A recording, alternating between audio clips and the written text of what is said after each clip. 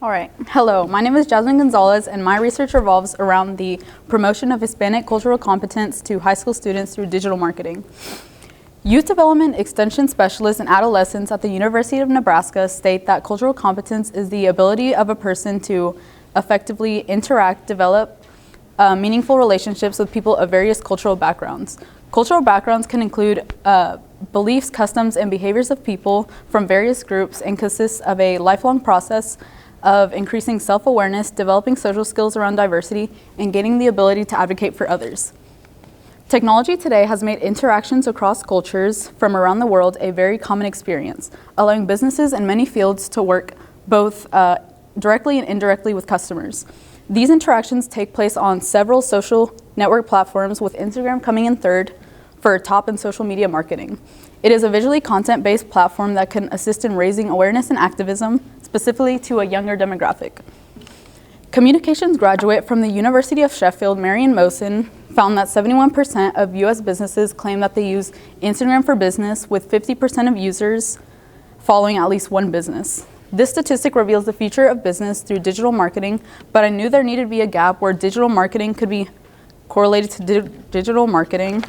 So I landed on addressing the Latin underrepresentation that remains a reality for the Latino community today. Relative to other ethnic groups, Latinos tend to be spotlighted through negative stereotypes in the media. According to the U.S. Government Accountability Office, in 2019, the estimated percentage of Latinos working in newspaper, periodical, and book publishing was only 8%. Hispanic representation was higher in media equipment occupations, but not creative or on-screen roles. In response, Latina-owned businesses in this research are based in Los Angeles because it is the most densely Hispanic populated city in the United States, with Mexicans making up 64.6% of all Hispanics, and Los Angeles being one of the most well-known cities for popularity in the United States today. According to the Institute for Women's Policy Research in 2020, Latinas have made important strides in education, business creation, and political engagement. They're launching businesses at a very high rate, with numbers growing by 87% since 2007 compared to other firms. However, they have the lowest rate of business loans from financial institutions, and such a lack of funding impedes Latina success over time. However, Latinas were also shown to have the lowest earning ratio in California at 42.2% as of October 2021.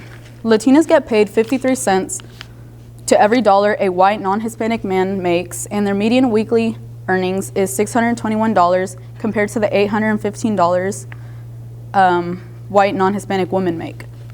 Although hate crimes may be targeted against members of any culture, a significant percentage of hate crimes are committed against individuals from cultures different than the culture of the perpetrator.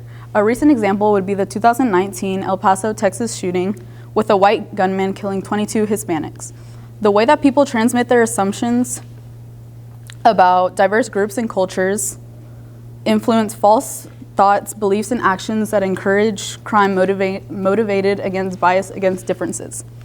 The goal of my research is to analyze the influence of cultural knowledge gained from social media that aids in the prevention of cultural conflict, and to answer the question, to what extent does exposure to digital marketing of Latina-owned businesses increase the Hispanic cultural competency of high school students? The outcome of these findings are to analyze the influence of cultural knowledge from digital marketing that promotes the interconnectedness and interdependence of our globally, culturally diverse world. I hypothesize that the 21-question self-assessment from the National Center of Cultural Competence that I will later address would assist in increasing cultural competence to any individual, specifically to my chosen research gap of high school students. My research can not only aid Latina-owned businesses in advertising their businesses better, but can help other ethnically diverse businesses advertise more effectively to a younger audience. Research demonstrating the effectiveness of social media advertisements based on post components has already been done to create value and experiences through real-time marketing. The ice cream chain Hokey Pokey started advertising over social media and saw a positive sales lift in almost all months during their campaign. Similarly, a study on using social media to preserve consumers' awareness on food identity in the times of crisis uses a mixed method design and a visual content analysis of social media to analyze the growth of their sales in the midst of the pandemic.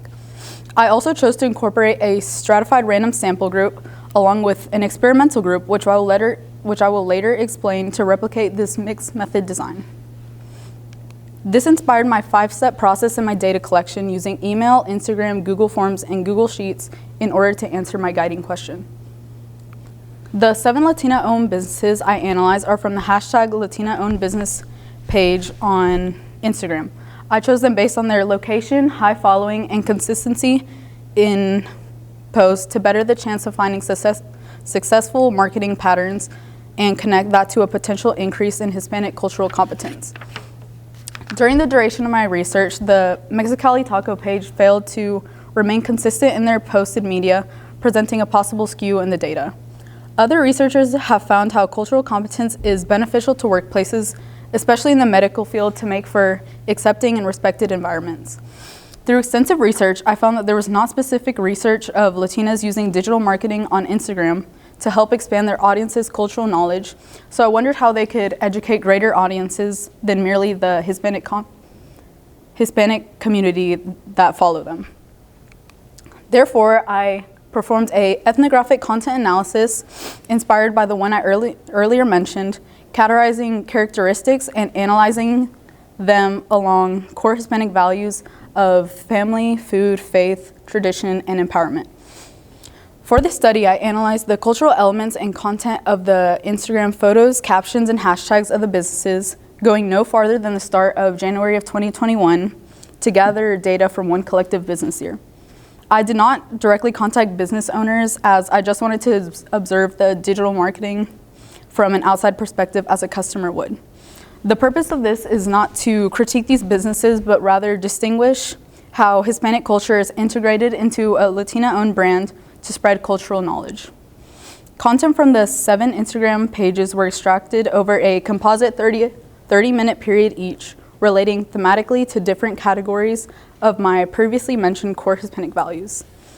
The level of cultural competence achieved by high schoolers will depend on what kind of content Latina businesses posted on their Instagram pages and their ability to engage audiences to learn Hispanic culture. The Cultural Competence Survey measured the randomly selected high school students' self-awareness, behaviors around diversity, and gaining the ability to advocate for others. It is based off one given to graduate and undergraduate students at the National Center for Cultural Competence, or the NCCC, at Georgetown University that consists of ongoing developmental self-assessments. Although the major focus of the NCCC is management with healthcare and human services, I hypothesize that this process can increase cultural competence of any individual over an extended period. As a result, I wanted to direct this framework towards high school-aged individuals, seeing as over time it can improve issues that come from a lack of cultural competence. The high school students were asked general background information and were tested on their cultural competence through a voluntary and self-administered survey. The survey consists of 21 closed-ended questions answered with a 5-point Likert scale from 1 being never to 5 being always, for a total of 105 points as a perfect score. In order for it to be considered a stratified random sample, I numbered the 50 US states 1 through 50, then using a random generator, I chose the first 20 states that showed up and emailed the teachers of randomly chosen high schools of those 20 states. In total, I received 30 responses to the survey nationally. I would then use the mean of these scores to represent the average cultural competence score of high school students. Next is the experiment, where I took a population of 20 local high school students for convenience and accuracy. They took the same cultural competence survey, then were asked to follow the 7 Latina-owned businesses earlier mentioned.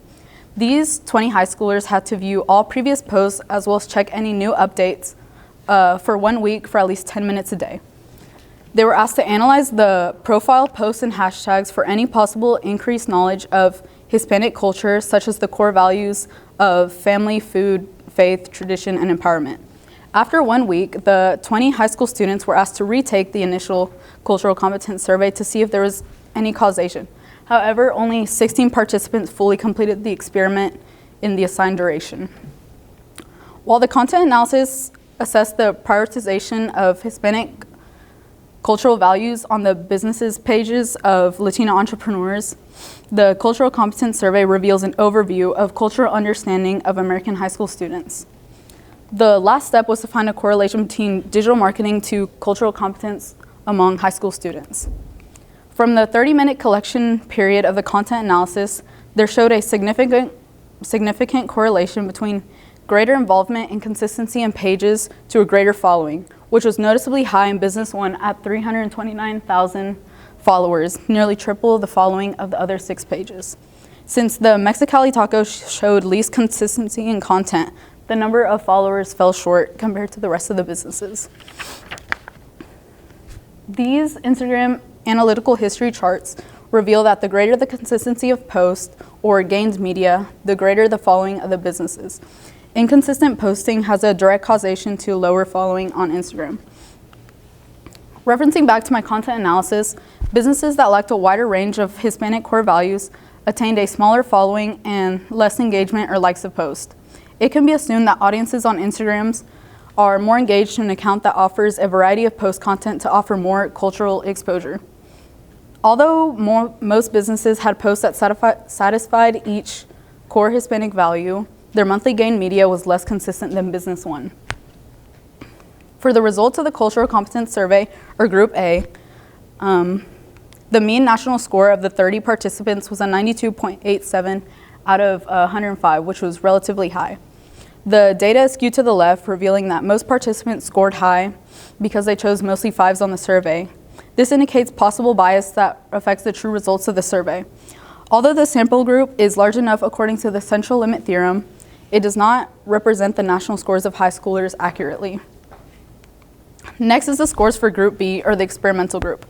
Before having followed the 7 Latina-owned businesses, participants scored an average of 93 points, slightly greater than the population sample taken nationally. After the completion of the experiment, the sample of 16 high school students who followed and were exposed to the 7 Latina-owned businesses had a mean of 96.13. After comparing these two means through a 2-sample t-test, the p-value of the data is statistically significant, and we can conclude that there is convincing evidence that exposure to digital marketing of Latina-owned businesses to high school students does increase cultural competency. While the results of my research did stay true to the hypothesis, I did run into some complications. A larger sample size could have led to more accurate results rather than the one taken due to limited distribution of respondents across the United States. A more diverse sample in gender, age, and ethnicity from more varying locations would encompass better representation of all high schoolers in the United States rather than the limited sample I collected. The school county's firewall hindered my progress, as the survey could only be administered through my personal email that took a longer duration due to the complexity of emailing teachers nationally and collecting those students' responses. Although I do think the voluntary response sampling was best considering the time duration I had and the accessibility of resources, it does fail to accurately represent the national population of high schoolers, presenting possible bias.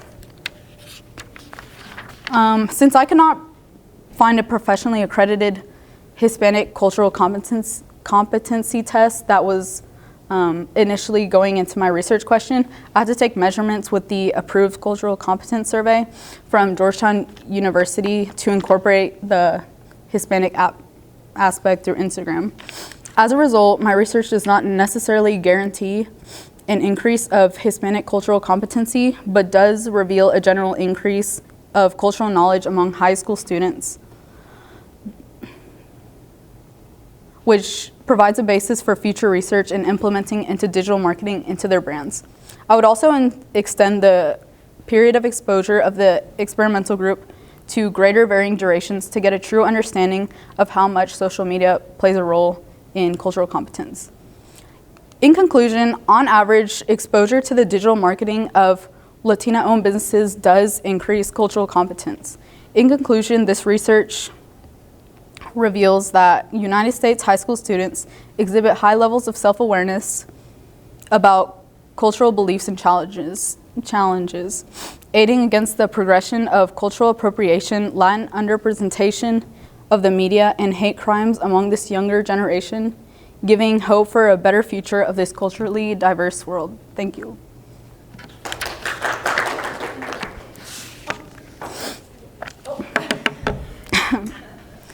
How do the choices you made when designing or implementing your research method impact your research process?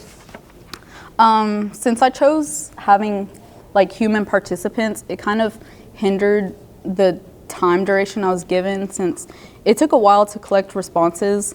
So I guess for future research, I would know maybe human participants aren't the best in a short duration to collect accurate responses. Question 2.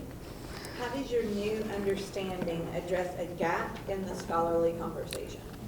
Well, seeing as cultural competence does increase after the exposure of digital marketing, it gives, I guess, any social media, like online business, the opportunity to help in the future of either Latin underrepresentation in the media or hate crimes that come from the misunderstanding of cultures. All right, third question, Jazmine. Think back to the initial curiosity that sparked your inquiry. What other curiosities do you have, and how has this process prepared you to explore them? Can you repeat the question? Sure. Think back to the initial curiosity that sparked your inquiry. What other curiosities do you have, and how has this process prepared you to explore them? Well, I guess another curiosity I have is what makes the actual digital marketer behind the brand choose what they decide to post, and whether they have those intentions of increasing cultural competency. And what was the second part of the question? The main question is, what other curiosities do you have, and how has this process prepared you to explore them? I guess the process prepared me in the way that for my ethnographic content analysis, I see what they decide to choose, but I don't know what is behind the actual intentions of the business for those choices. Jazmine, thank you so much. The floor is now open for general questions. Remember, these are not scored, so you can just ask away. Or state, or make a general statement. Go, Jazmine. Yes. I'm just so impressed by the fact that Instagram can be used for making cultural competence cool, and I think it's a very, very important step in the right direction for bringing down hate crimes. So I appreciate that you took on such a project and actually reached out nationally to get those surveys, and know that was probably really tough, but appreciate that because of what you're doing is definitely benefiting the world. So Thank you.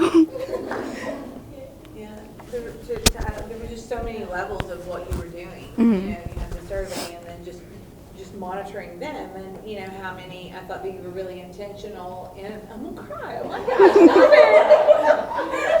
I just thought you were so intentional in what you were looking for and looking at. Okay, I'll let you.